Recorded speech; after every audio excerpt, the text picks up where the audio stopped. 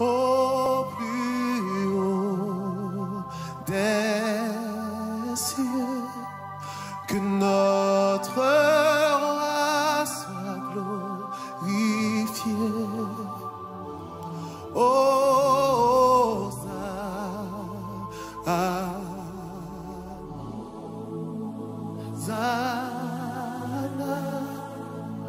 Au plus haut des cieux, que notre roi soit glorifié.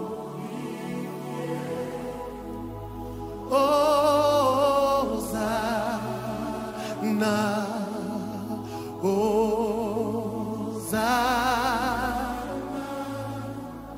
au plus haut des cieux, que notre roi soit glorifié. Hosanna,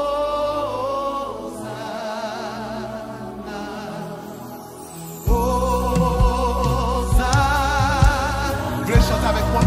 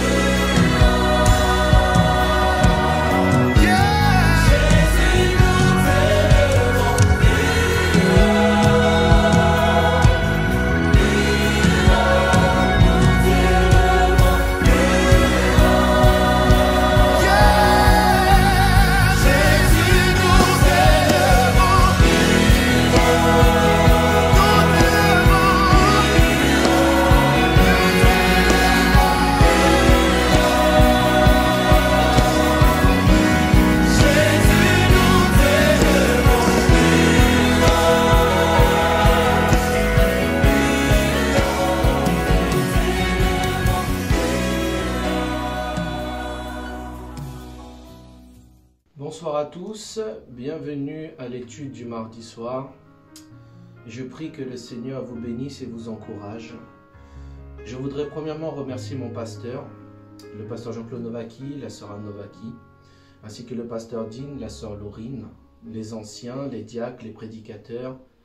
Je remercie pour la confiance qu'ils m'accordent de pouvoir vous apporter cette étude biblique.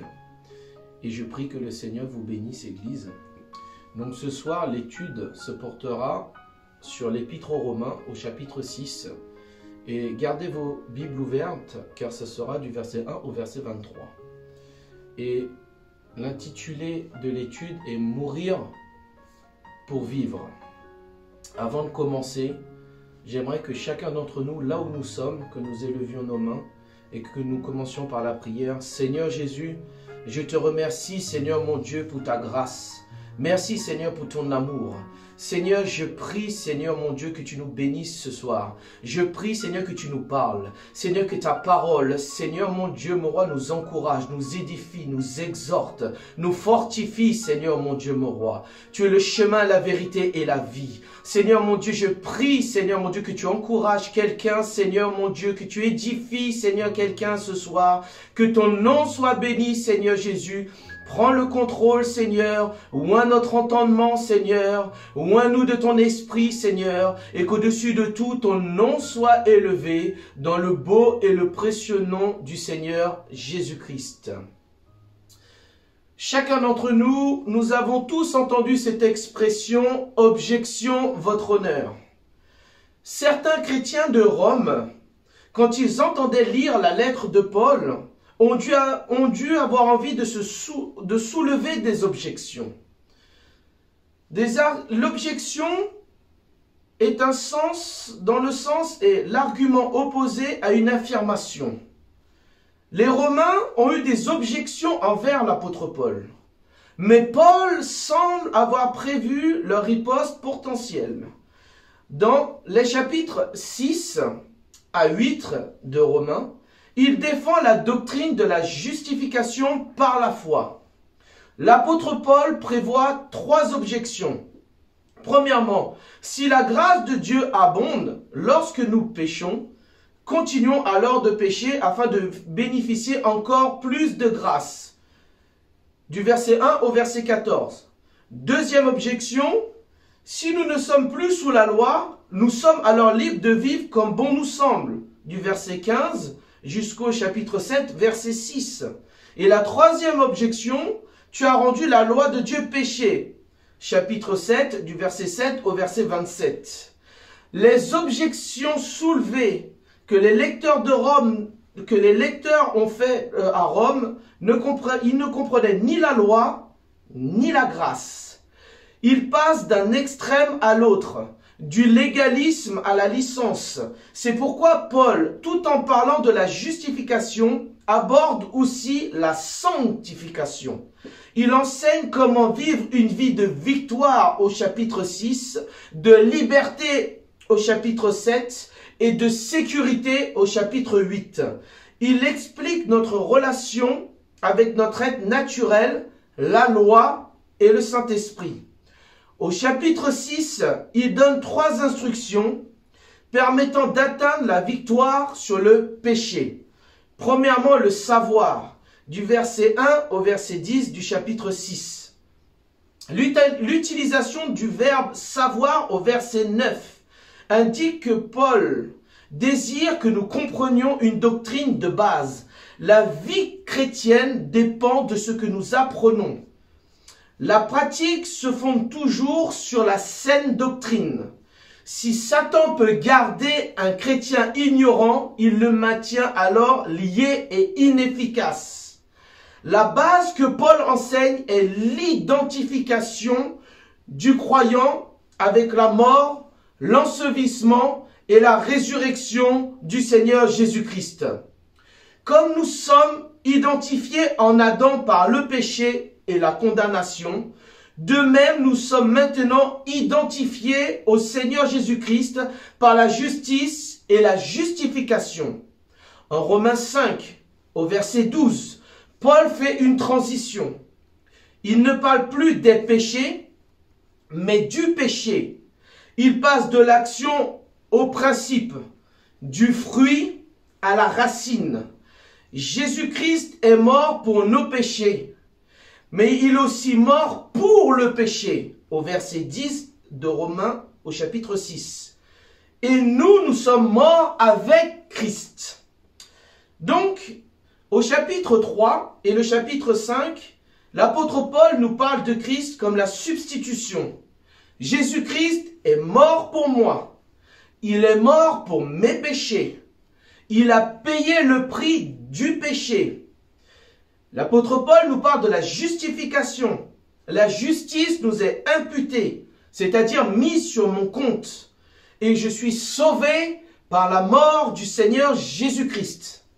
Dans Romains 6, au chapitre 8, Paul nous parle de l'identification du chrétien. Donc, je suis mort avec le Seigneur Jésus-Christ. Le Seigneur Jésus-Christ est mort pour le péché. Il a détruit le pouvoir du péché. Et Paul nous parle de la sanctification, la justice incorporée, c'est-à-dire qu'elle fait partie de ma vie et je suis sauvé par sa vie. Amen. Donc, la justification par la foi n'est pas seulement un acte légal entre le Seigneur Jésus-Christ et moi-même. C'est aussi une relation intime et vivante.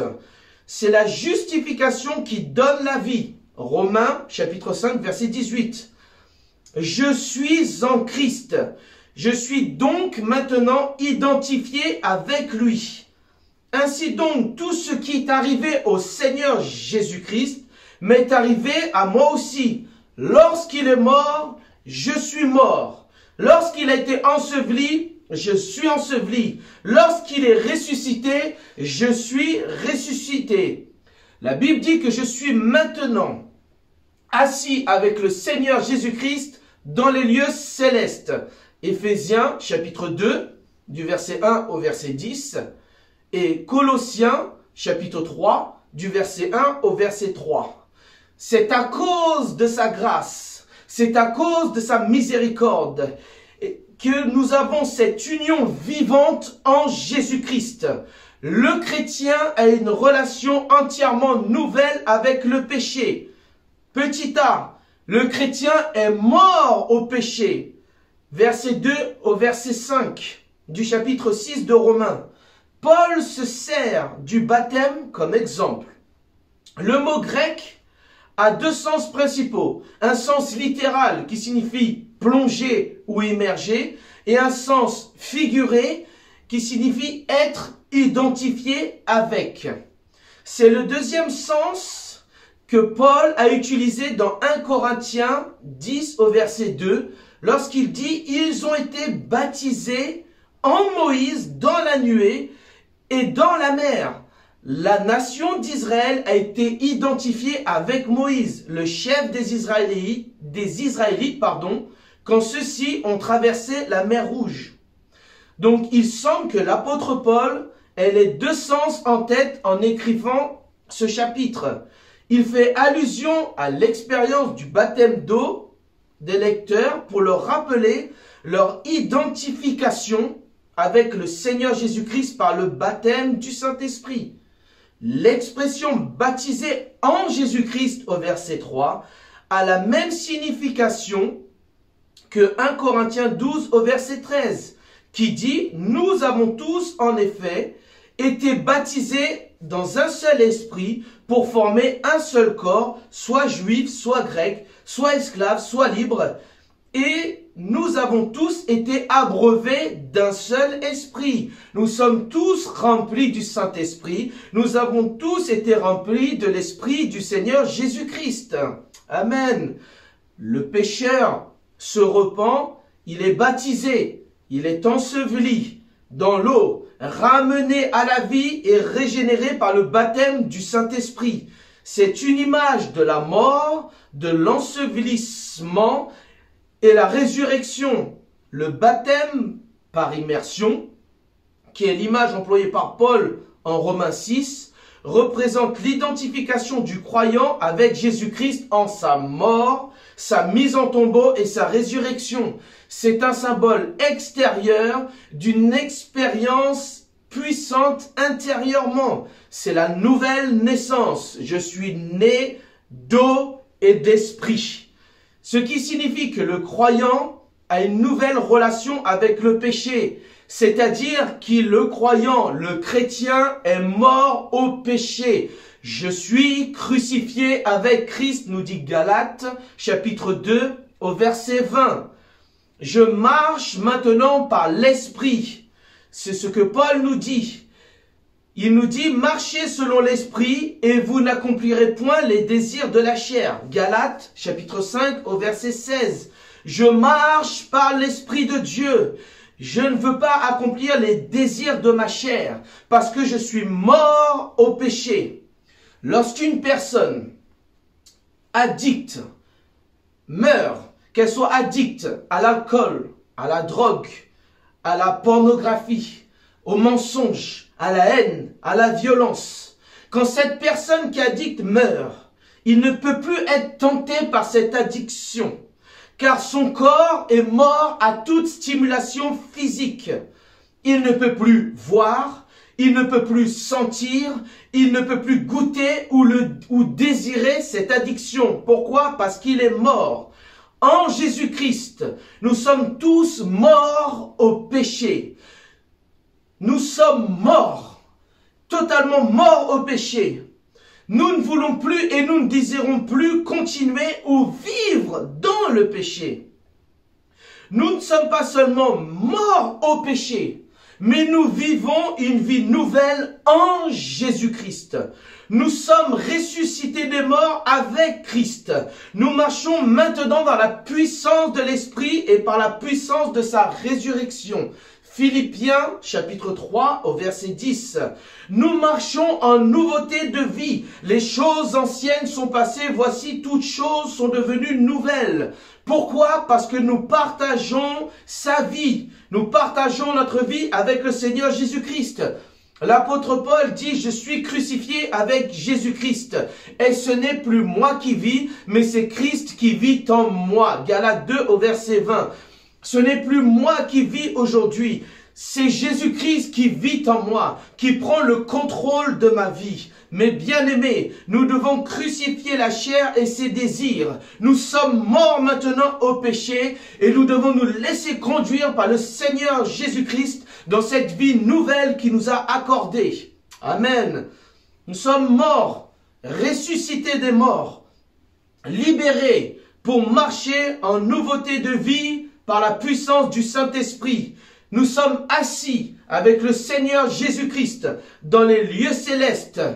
Tous ces faits illustrent la vérité spirituelle de notre identification avec le Seigneur Jésus-Christ, décrite en Éphésiens 2 du verset 1 au verset 10.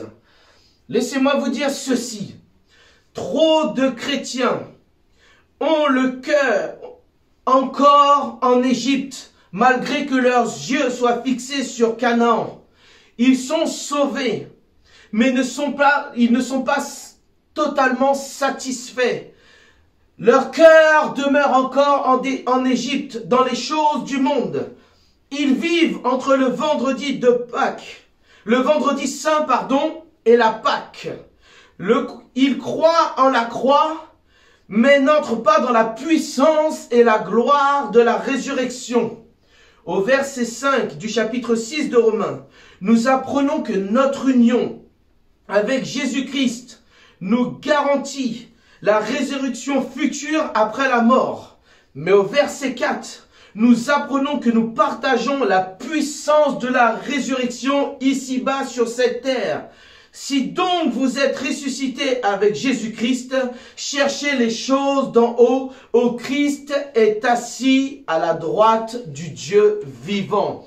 Amen.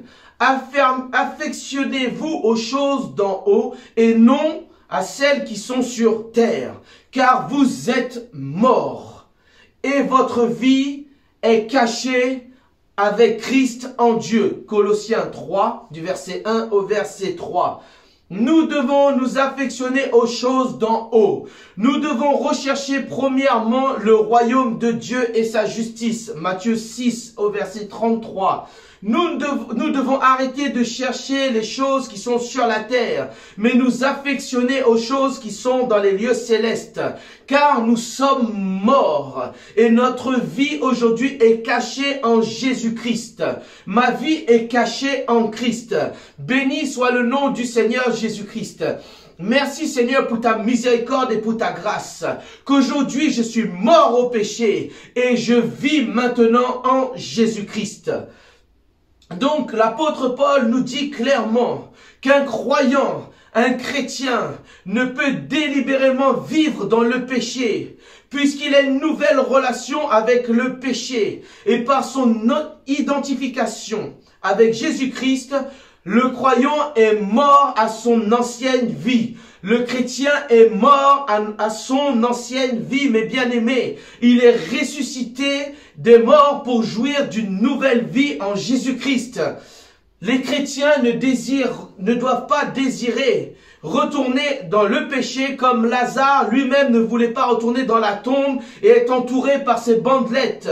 Nous ne voulons pas retourner dans notre péché. Nous ne voulons pas et nous ne désirons pas vivre et être liés dans le péché. Mais nous désirons vivre une vie de victoire en Jésus-Christ. Parce que nous sommes morts et vivants en Jésus-Christ. Béni soit le Seigneur pour sa grâce et sa miséricorde. Nous avons reçu la vie éternelle en Jésus-Christ. Nous sommes libres de tous les liens du péché. Parce que nous sommes morts au péché. Nous sommes identifiés à Jésus-Christ. Et ce n'est plus nous qui vivons, mais c'est Jésus-Christ qui vit en nous. Merci Seigneur.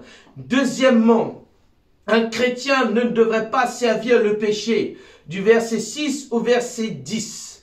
Le péché est un terrible maître. Il trouve un serviteur docile, la chair. La chair est attirée par le péché. Elle peut être dominée par le péché ou soumise au Seigneur Jésus-Christ. Mais la nature perdue de l'homme qui n'est pas changée à la conversion donne au péché une tête de pont à partir de laquelle il peut attaquer et ensuite diriger. Mais Paul énonce ce problème. Il dit, ce qui est bon, je le sais. Il n'habite pas en moi, c'est-à-dire dans ma chair. J'ai la volonté, mais non le pouvoir de faire le bien. Romains 7, au verset 18. C'est un fait qui est remarquable, introduit ici. Le vieil homme, le vieil ego, a été crucifié avec le Seigneur Jésus-Christ, afin que la chair ne soit plus contrôlée par le péché. Le vieil homme est crucifié. Le corps du péché est détruit. Détruit, c'est-à-dire kartagéo en grec, anéanti, détruit, être dégagé, réduit à néant, prendre fin, réduit à l'impuissance. C'est au verset 6. C'est le même mot grec qui est traduit par dégager en Romains 7 au verset 2. C'est-à-dire si le mari d'une femme meurt, celle-ci est dégagée de la loi de son mari, elle est libre de se remarier. Donc il y a un changement dans la relation. La loi est toujours là, mais elle n'a plus d'autorité sur la femme parce que son mari est mort. Aujourd'hui, nous sommes morts au péché. La loi du péché n'a plus d'effet sur nous, car nous marchons sous la loi de l'esprit de vie en Jésus-Christ. Le péché désire être votre maître. Il prend pied dans la vieille nature. Il cherche à contrôler la chair. Mais en Jésus-Christ, nous sommes morts au péché. Et la vieille nature a été crucifiée de telle sorte que l'ancienne vie est désormais inopérante, inefficace. Nous sommes maintenant dégagés de cette ancienne vie. Paul ne décrit pas une expérience, mais l'apôtre Paul démontre un fait. L'expérience pratique doit venir ensuite. La mort de Jésus-Christ sur la croix est un fait. Amen. C'est un fait. Il en est de même avec la mort du croyant avec Jésus-Christ. C'est en effet, puisque celui qui est mort, écoutez bien ceci, puisque celui qui est mort est maintenant libre du péché. Romains 6 au verset 7. Vous êtes non pas libre de péché, comme prétendaient faussement les accusateurs de Paul, mais nous sommes libres du péché. Amen. Le péché et la mort ont aucun pouvoir sur le Seigneur Jésus-Christ, car c'est lui qui tient les clés de la mort et du séjour des morts. Nous sommes maintenant en Jésus-Christ. Donc le péché et la mort n'ont point de pouvoir sur nous. Jésus-Christ n'est pas mort seulement pour nos péchés, mais il est aussi mort pour le péché. C'est-à-dire qu'il a non seulement payé le prix pour mes péchés, mais il a aussi détruit le pouvoir du péché sur ma vie. Amen. Merci Seigneur pour la délivrance.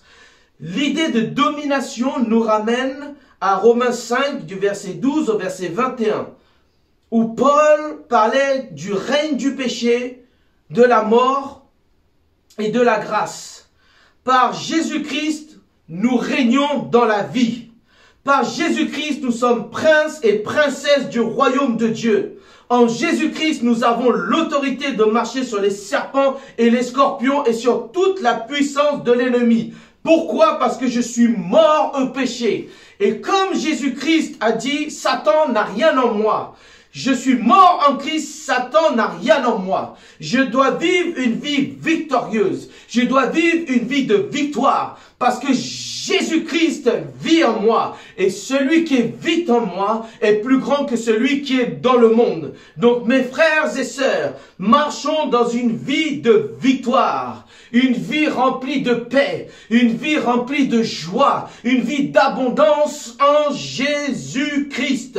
Parce que le péché couche à ta porte, mais le Seigneur te dit maintenant toi domine sur lui. Amen. Nous avons aujourd'hui l'autorité de dominer sur le péché. Amen. Parce que je suis mort. Et le fait que je suis mort, le péché n'a plus d'autorité sur ma vie. Mais je domine sur le péché avec Jésus-Christ. Amen. Nous devons nous confier dans la parole de Dieu. Nous devons avoir foi en la parole de Dieu. Ce que Dieu dit, ce que Dieu déclare, nous devons le prendre par la foi et l'appliquer par la foi. La grande question maintenant, c'est j'ai la foi dans la parole de Dieu. Mais comment vivre tout cela au quotidien? Et Paul nous conduit dans la deuxième instruction. Il nous dit de considérer. Romains 6 au verset 11. Le mot regarder dans le verset 11 est traduit du mot grec logizomai, qui est employé 41 fois dans le Nouveau Testament, dont 19 fois dans l'Épître aux Romains. On le retrouve dans Romains 4, où ce mot est traduit par imputer. Cela signifie tout simplement que nous devons croire ce que Dieu déclare vrai dans sa parole et vrai dans notre vie. Si le Seigneur déclare que tu es mort au péché et que tu t'es repenti, que tu es baptisé d'eau au nom du Seigneur Jésus-Christ, que tu es rempli du Saint-Esprit et que tu désires vivre une vie de sanctification, tu es mort au péché. C'est ce que le Seigneur te déclare. Vous êtes mort au péché, mais vivant en Jésus-Christ. Paul ne dit pas à ses lecteurs de se sentir comme s'ils étaient morts au péché, ou même de comprendre parfaitement, mais d'agir selon la parole de Dieu et de s'approprier ce que Dieu dit.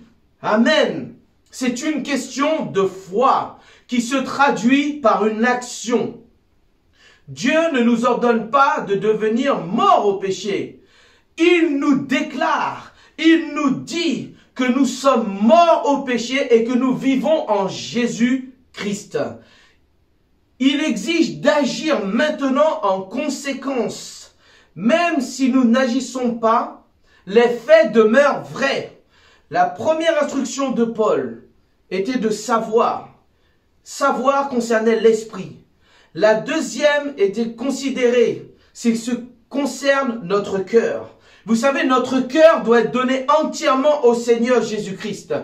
La Bible nous dit que la loi de Dieu est gravée dans nos cœurs.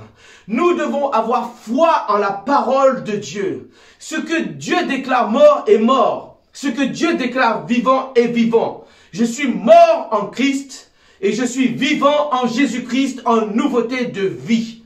J'ai la victoire sur le péché. J'ai la victoire sur Satan. J'ai la victoire au nom du Seigneur Jésus-Christ. Et le troisième enseignement que Paul veut nous dire, c'est de se livrer. Et cela concerne notre propre volonté. Se livrer, du verset 12 au verset 23 du chapitre 6 de Romains. L'impératif livrer se retrouve au verset 13, 16 et 19.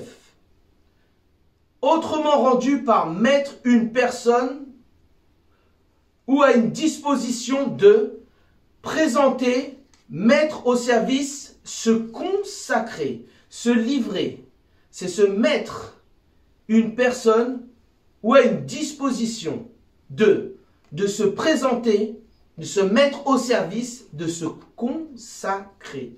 Selon Romains 12, au verset 1, le croyant devrait être présenté au Seigneur comme un sacrifice vivant. Nous devons venir devant le Seigneur comme un sacrifice vivant, pour sa gloire. Les sacrifices de l'Ancien Testament étaient des sacrifices morts. Il se peut que le Seigneur demande à certains d'entre nous de mourir pour lui. Mais en tout cas, il nous demande à tous et à chacun d'entre nous de vivre pour lui. Amen. Et nous devons nous livrer. Du verset 12 au verset 13 du chapitre 6. C'est un acte de notre propre volonté, fondé sur la révélation que nous avons de l'œuvre du Seigneur Jésus-Christ pour nous. C'est un acte qui est réfléchi et non pas une décision impulsive au moment dicté par les sentiments. La traduction en français courant du verset 12 et 13 serait celle-ci. Que le péché ne règne donc plus dans votre corps mortel pour vous soumettre à lui par ses désirs. Ne mettez plus vos membres au service du péché comme un instrument de justice, mais au contraire, livrez-vous vous-même à Dieu comme des morts revenus à la vie et mettez vos membres au service comme des instruments de justice. Le péché ne doit pas régner dans ta vie, afin que nous ne soyons pas soumis à ses désirs. On ne doit pas permettre que nos membres soient au service du péché, mais plutôt que notre corps soit un instrument de justice. Nous devons nous livrer jour après jour au Seigneur Jésus-Christ. Nous devons nous offrir comme un sacrifice vivant sur l'autel. La première chose que je dois faire jour après jour, lorsque je me réveille, c'est de consacrer cette journée et de l'offrir sur l'autel des sacrifices à la gloire du Seigneur Jésus-Christ, en demandant au Seigneur qu'aujourd'hui il renouvelle mes pensées, afin que je comprenne et que je discerne quelle est la volonté parfaite de Dieu. Voilà ce que chaque chrétien devrait faire jour après jour. La vie du croyant doit être un abandon définitif et total au Seigneur Jésus-Christ. Nous marchons avec le Seigneur Jésus-Christ. Notre communion va être profonde si nous marchons main dans la main avec le Seigneur Jésus-Christ. Si aujourd'hui je décide de m'abandonner totalement au Seigneur Jésus-Christ, de lui consacrer mon corps, mon âme et mon esprit, laisse-moi te dire que ta communion avec le Seigneur Jésus-Christ sera profonde, elle sera intime. Le Seigneur va te révéler les choses cachées. Il va te parler au travers de sa parole. Plusieurs fois tu auras lu des passages de la Bible. Mais ce jour-là, ces passages vont être une révélation pour ta vie. Parce que tu as une relation intime avec ton Seigneur. Parce que aujourd'hui, tu t'es consacré, tu t'es livré au Seigneur Jésus-Christ, corps, âme et esprit, afin que tu sois renouvelé totalement par la puissance du Saint-Esprit. Jour après jour, nous devons être renouvelés du Saint-Esprit. Jour après jour, on doit s'offrir sur l'autel des sacrifices. Jour après jour, je dois mourir à mes propres désirs. Je dois mourir à tout ce qui ne vient pas de Dieu et laisser Christ prendre toute la place dans ma vie, afin que ma marche avec le Seigneur soit intime. Parce que comme je vous l'ai dit dans Galates 2:20, Paul a dit, ce n'est plus moi qui vis, mais c'est Christ qui vit en moi. Je dois marcher selon l'Esprit de Dieu. Je dois être conduit par l'Esprit du Seigneur Jésus-Christ. Je dois aller dans la direction à laquelle le Seigneur me commande d'aller. Mais pour que ceci se fasse, je dois me livrer, m'abandonner totalement au Seigneur Jésus-Christ. Je dois m'offrir totalement au Seigneur Jésus-Christ. Amen. Mais pour ceci, nous devons faire le premier pas. Si nous ne faisons pas le premier pas, rien ne se passera. Mais si aujourd'hui, je prends cette décision ce soir de m'offrir totalement à Jésus-Christ, laisse-moi te dire que ta vie va changer. Les choses vont changer. L'atmosphère dans ta vie va changer. Tu seras renouvelé du Saint-Esprit. La lumière va venir dans ta vie parce que Jésus-Christ est la lumière du monde et il va éclairer ta vie. Mais je t'encourage ce soir à t'offrir totalement au Seigneur Jésus-Christ. Livre-toi au Seigneur Jésus-Christ car tu es mort au péché et tu es vivant en Jésus-Christ. Alléluia. Merci Seigneur Jésus-Christ. Le mot offrir, employé dans Romains au chapitre 12 et au verset 1, est le même mot que Romains 6 au verset 13. Livrer, je vais me livrer, c'est-à-dire je vais me soumettre une fois pour toutes au Seigneur Jésus-Christ. Pour être certain que je suis soumis, pour être certain que je me suis livré, jour après jour, je renouvelle cette soumission au Seigneur Jésus-Christ. Car le Seigneur dit à chaque jour suffit sa peine. Même si cette soumission est fondée sur un abandon définitif et complet, jour après jour, je viens au pied de l'autel et je m'abandonne au Seigneur Jésus-Christ. L'autel doit être la partie principale de votre vie. Jour après jour, vous devez venir au pied de l'autel et vous offrir comme un sacrifice vivant, afin que le feu brûle sur vos autels, afin que vous soyez embrasés pour la gloire du Seigneur Jésus-Christ. Parce que le Seigneur désire ton corps. Et pourquoi il désire ton corps? Parce que 1 Corinthiens 6, verset 19 à 20 dit que votre corps est le temple du Saint-Esprit.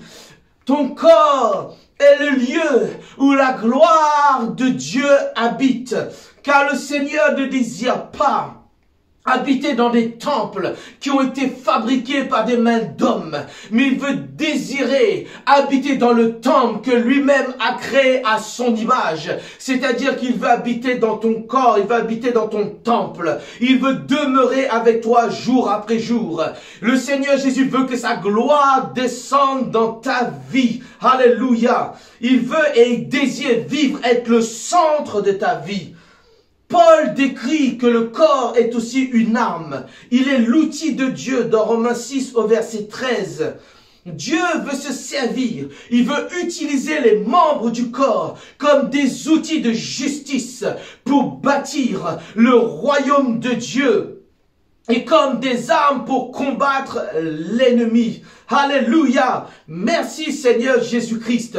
Mon corps doit être un instrument de justice et non un instrument du péché. Mon corps, mon âme et mon esprit appartiennent à Jésus-Christ.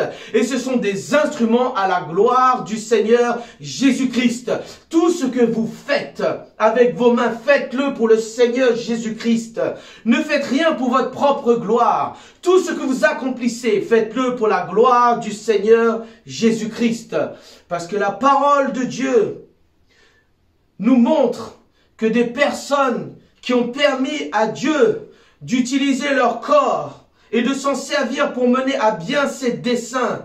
Vous savez, le Seigneur s'est servi du bâton qui était dans la main de Moïse pour conquérir le pays d'Égypte et pour que le peuple d'Israël soit délivré de l'esclavage de Pharaon. Il s'est servi de la fronde dans la main de David pour détruire Goliath, pour terrasser le géant et défaire les Philistins.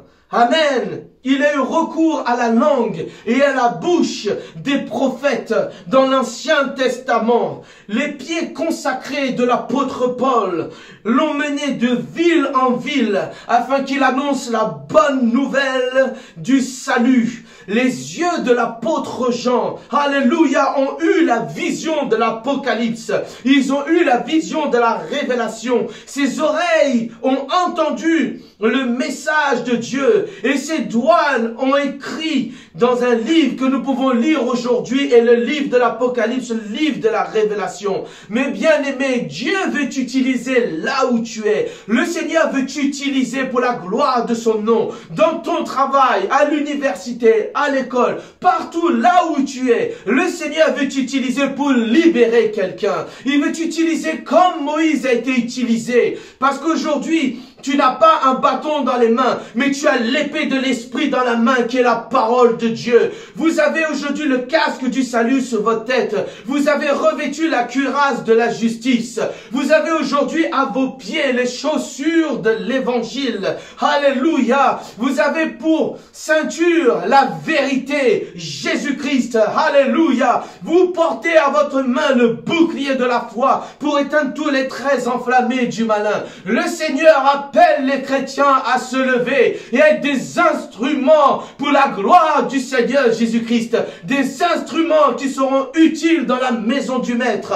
Des vases d'honneur dans lesquels la gloire de Dieu va se manifester, des vases où des sources d'eau vive vont jaillir de votre sein, parce que vous êtes des instruments à la gloire du Seigneur Jésus-Christ. C'est ce que le Seigneur demande. Il commande à son peuple de se lever. Il commande à son peuple d'aller de l'avant. Il commande au corps de Christ, car l'Église est le corps de Christ, à se lever et de proclamer l'Évangile, la bonne nouvelle du salut en Jésus-Christ. Alléluia. Parce que il y a aussi des personnes dans la parole de Dieu où leur corps n'a pas servi pour la gloire du Seigneur Jésus-Christ, mais pour le péché. Voyez le contraste de David. David est appelé l'homme selon le cœur de Dieu. David a été un instrument puissant dans les mains de Dieu. Pourtant, il a péché. Les yeux de David ont convoité Bathsheba, la femme de son prochain, alors que la loi dit tu ne convoiteras point la femme de ton prochain. Son esprit a élaboré un plan perfide. Ses mains ont signé un ordre lâche afin que le mari de Bathsheba soit tué. Mais en lisant le psaume 51, le psaume de repentance, on voit que tout son être était atteint par le péché et tout son être aspirait à retrouver la joie du salut et du pardon. Ses yeux, au verset 5 du psaume 51, son esprit au verset 8, ses oreilles au verset 10, son cœur au verset 12, ses lèvres et sa bouche, du verset 16 au verset 17. Il n'est pas étonnant qu'il ait demandé une purification complète au verset 4. Nous devons demander au Seigneur aujourd'hui, si nous avons fauté, si nous avons péché, Seigneur, pardonne-moi mes iniquités. Ne me retire pas ton Esprit Saint, mais renouvelle-moi un esprit bien disposé. Alléluia. Nous devons revenir et mourir dans la repentance, car c'est mourir au péché. Nous devons mourir dans la repentance et accepter la vie en Jésus-Christ. Alléluia. Mais pourquoi aujourd'hui, dernièrement, pourquoi aujourd'hui il nous faut nous livrer? Romains 6, du verset 14 au verset 23. 3 mots en résument les raisons. La grâce, du verset 14 au verset 15. La liberté, du verset 16 au verset 20. Et le fruit, du verset 21 au verset 23. La grâce, du verset 14 au verset 15 du chapitre 6. C'est à cause de la grâce de Dieu que nous nous livrons à lui. Il nous a aimés en premier. Je l'aime en retour parce qu'il a fait tant de choses pour moi. Il m'a sauvé. Il m'a délivré de la loi du péché et de la mort. Je vis maintenant sous la loi de l'esprit de vie. Je suis maintenant mort au péché et je suis vivant en Jésus-Christ. Vous savez, nous sommes libérés de cette loi. L'apôtre Paul a démontré que nous ne sommes pas sauvés par la loi et que nous ne vivons plus sous la loi. Le fait est que nous sommes sauvés par grâce.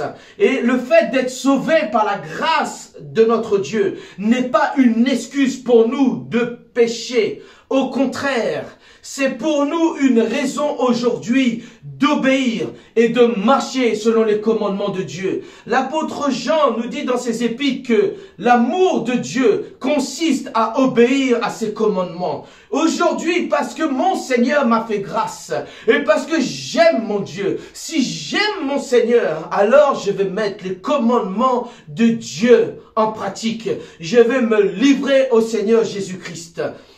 Le péché et la loi vont de pair. L'aiguillon de la mort, c'est le péché. Et la puissance du péché, c'est la loi. 1 Corinthiens 15 au verset 56. Mais aujourd'hui, n'étant plus sous la loi, mais sous la grâce, le péché a aucune efficacité, n'est aucune force dans ma vie. L'aiguillon de la mort n'a aucun effet sur ma vie. Pourquoi? Parce que je suis libre en Jésus-Christ. Et là, nous arrivons justement au deuxième point qui est la liberté. Du verset 16 au verset 20. L'exemple du maître et de l'esclave est clair dans ces versets. On est esclave de ce à quoi on se livre. On est esclave de ce qui triomphe de nous. Avant d'être sauvés, nous étions esclaves du péché. Maintenant que nous appartenons au Seigneur Jésus-Christ, que nous avons été délivrés du royaume des ténèbres et que nous sommes maintenant dans le royaume de lumière. Mais bien aimés, nous ne sommes plus esclaves, mais nous sommes serviteurs de Jésus-Christ et esclaves non plus du péché, mais du Seigneur Jésus-Christ. Le verset 19 suggère que le chrétien devrait être prompt à se livrer au Seigneur, parce qu'il a été délivré du péché. Amen. Il a été délivré de la puissance du péché. Un non-chrétien est libre. Libre à l'égard de la justice, comme il nous est dit au verset 20. Mais sa soumission au péché ne fait que l'enfoncer dans l'esclavage, de sorte qu'il est de plus en plus difficile de faire le bien. Mais laissez-moi vous dire aussi que ce n'est pas une raison pour nous de péché. Nous devons vivre dans la liberté que le Seigneur Jésus-Christ nous accorde, mais vivre dans l'obéissance de sa parole. Le fils prodigue est un bon exemple. Luc 15, du verset 11 au verset 24. Le fils prodigue vivait à la maison familiale. Il a décidé de prendre sa liberté. Il a quitté son père. Il est parti dans le monde. Il est parti pour s'amuser. Mais à cause de sa rébellion, ceci n'a fait que l'enfoncer plus profondément dans l'esclavage du péché. Le fils prodigue était esclave de ses mauvais désirs et de ses mauvaises actions. Et enfin, un jour, il s'est retrouvé à s'occuper des pourceaux et à vivre avec les pourceaux. Il était devenu l'esclave. Totalement esclave. Il voulait se trouver lui-même, mais au bout du compte, il s'est perdu. Car il pensait être libre, et il est devenu pire qu'un esclave. Et ce n'est que lorsqu'il retourna chez son père, et s'abandonna totalement en lui, qu'il s'est livré totalement devant son père, disant « Père, j'ai péché contre toi ». C'est à ce moment-là qu'il a trouvé la vraie liberté. Tant de gens, tant de chrétiens aujourd'hui ont abandonné la maison familiale, décidant de prendre leur propre envol, leur propre liberté, se retrouvent totalement dans le monde à cause de la rébellion, à cause de certaines choses qui s'est passées dans leur vie. Mais au bout du compte, ils se retrouvent esclaves de leurs mauvais désirs. Ils se retrouvent esclaves de leur propre convoitise. Mais aujourd'hui, le Seigneur t'appelle à revenir dans la maison de Dieu et à se prosterner devant lui, à revenir dans la maison du Père. Car le Seigneur dit dans sa parole qu'il ne mettra pas dehors celui qui viendra à lui. Alors revenons au Seigneur Jésus-Christ. Revenez au Seigneur si tu es parti, si tu t'es égaré comme le fils prodigue. Reviens au Seigneur Jésus-Christ. Reviens à lui et il te bénira, il te fortifiera, il te transformera, il te changera, il guérira ton âme, il guérira tes émotions, il guérira tes sentiments et il te restaurera totalement parce que notre Dieu est tout-puissant. Amen. Et troisièmement, il y a du fruit. Il y a du fruit. Verset 21, verset 23. Lorsqu'on sert un maître, on peut s'attendre à recevoir un salaire. Le salaire du péché, c'est la mort. C'est la mort.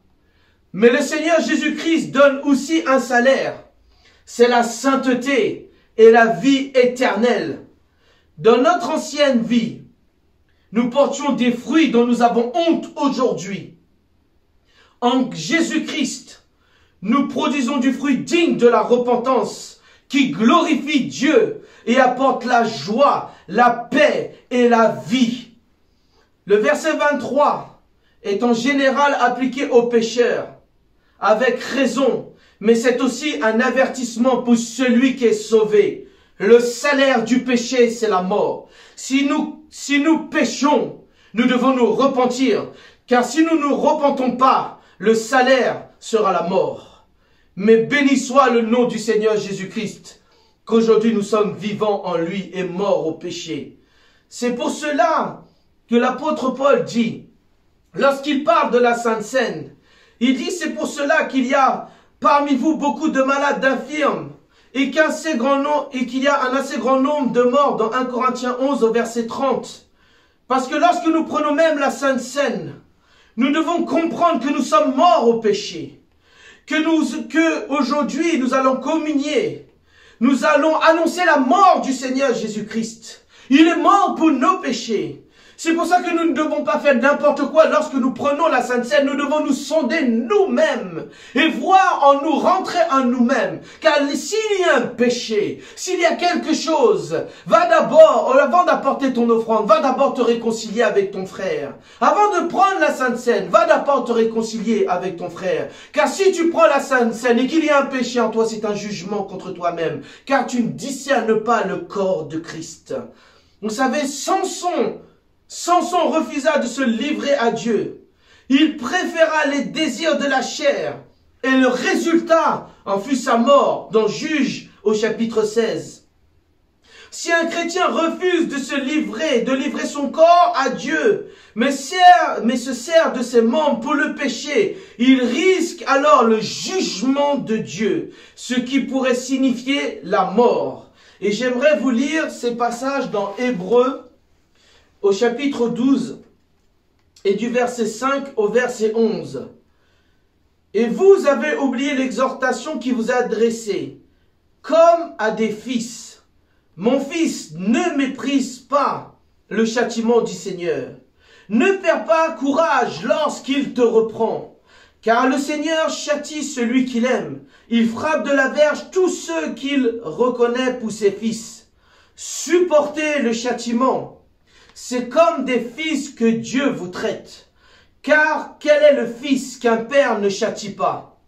Mais si vous êtes exempts du châtiment auquel tous ont part, alors vous êtes donc des enfants illégitimes et non des fils. D'ailleurs, puisque nos pères, selon la chair, nous ont châtiés et que nous les avons respectés, nous devons, ou pas bien être plus forte raison, nous soumettre au Père des esprits pour avoir la vie. Nos pères nous châtiaient pour un peu de jours, comme ils le trouvaient bon. Mais Dieu nous châtie pour notre bien, afin que nous participions à sa sainteté. Il est vrai que tout châtiment semble d'abord un sujet de tristesse et non de joie. Mais il produit plus tard pour ceux qui ont été ainsi exercés un fruit paisible de la justice. Alléluia. Lorsque le Seigneur nous reprend, c'est pour produire du fruit digne de la justice, digne de la gloire du Seigneur Jésus-Christ. Donc pour conclure, j'aimerais dire ceci. Nous devons nous souvenir chaque jour de ces trois instructions de l'apôtre Paul. Sachez que vous avez été crucifiés avec Christ et que vous êtes morts au péché. Considérez ce fait comme étant vrai dans votre vie, c'est-à-dire ce que la parole déclare. Elle s'applique dans votre vie et prenez-la par la foi. Livrez vos corps au Seigneur afin qu'il s'en serve pour sa gloire. Et maintenant que vous savez cela, considérez-le comme vrai pour votre vie et livrez-vous entièrement au Seigneur Jésus-Christ. Abandonnez-vous entièrement au Seigneur Jésus-Christ. Alléluia. Seigneur, nous voulons, Seigneur mon Dieu, vivre en toi. Nous sommes morts et crucifiés avec toi et nous sommes vivants avec toi, Seigneur Jésus-Christ. Nous voulons considérer ce fait comme vrai, car tu nous as affranchis de la loi du péché et de la mort. Seigneur mon Dieu, nous voulons nous livrer à toi comme des sacrifices vivants, ce qui fera de nous un culte raisonnable. Seigneur, nous voulons nous livrer nos corps afin qu'ils soient des instruments de justice pour la gloire de ton saint nom. Seigneur, corps, âme et esprit, je prie, Seigneur, que tu nous utilises. Seigneur, mon Dieu, mon roi, je prie que tu nous gardes. Seigneur, bénis mes bien-aimés ce soir. Fortifie-les.